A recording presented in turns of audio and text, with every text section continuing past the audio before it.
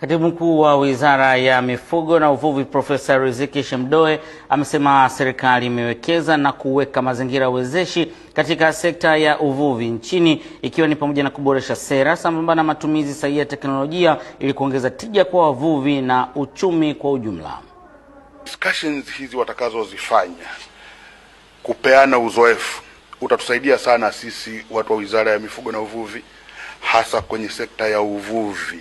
kupata taarifa, kupata data, kupata takwimu ambazo zitatusaidia sana sisi kwenye kufanya maamuzi ya kisera, lakini pia maamuzi ya kiutawala. Taathiri kama mojawapo wa wajumbe kwenye muunganiko huu, tunacho kituo cha kupokelea mawimbi ya satellite,